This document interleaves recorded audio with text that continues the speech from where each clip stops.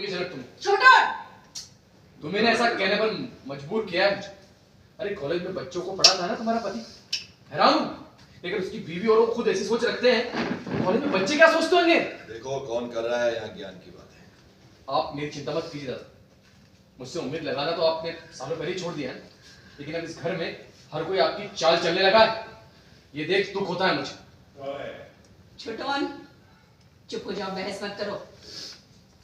और झनक तुम भी समझो, तुम भी एक परिवार में बड़ी हुई हो, तुम्हारी भी माँ थी, तो तुम ही बताओ, एक लड़का जिसकी 2 दिन बाद शादी होने वाली है, वो किसी और लड़की के कमरे में आधी रात को जाता है, तो क्या उस लड़के को ऐसा करना शोभा देता है? पर दादी, मैंने पहले भी तो कहा ना आप सबसे कि मैंने सर जी को नहीं बुलाया था अपने कमरे में, वो अपनी मर्जी से आए हैं। अब जिसको भी जो कुछ सोचना है वो सोचे, अपने हिसाब से समझे इस बात को। भले ही सर जी सुबह आते, शाम को आते, दोपहर में या फिर आधी रात को,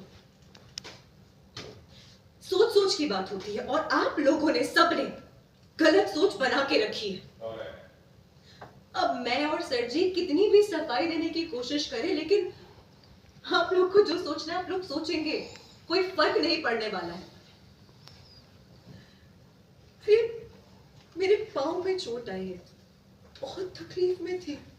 कल पूरा दिन कैसे काम किया मैंने, ये आप में से कोई नहीं जानना चाहता है। पता है क्यों? क्योंकि आप लोग को बिल्कुल फर्क नहीं पड़ता है। अरे मेरा चलना भी मुश्किल हो रहा था, इतनी तकलीफ थी। फिर बड़ों माँ ने मुझे डांटा भी, आप सबके सामने। आप लोगों ने नोटिस किया, लेकिन किसी ने कुछ कहा ही नहीं। फिर रात होते होते इतना तेज बुखार आया, पूरा बदन तप रहा था मेरा।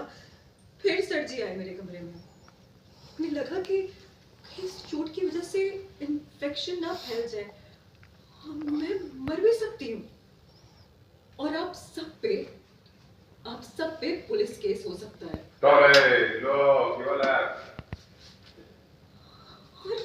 यहाँ सर जी ने समझदारी की बात की, और आप सब लोग बस उन्हें बेवकूफ ठहराने पे तुले हुए हैं। अरे उन्हें लगा कि मुझे कुछ हो जाएगा। समझदारी का काम किया है।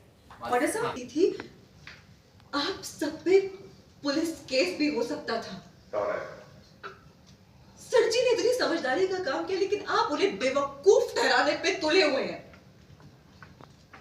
सर जी ने मुझसे कहा कि सुबह होते ही मैं टिटनेस का इंजेक्शन लगाऊं, ताकि इन्फेक्शन रुक सके, लेकिन आप में से ये बात किसी को नहीं पता थी। मुझे माफ करना जनक, मैं भी था वहां पे, लेकिन मुझे तुमसे बात करनी चाहिए। जेठू, आपकी गलती नहीं है।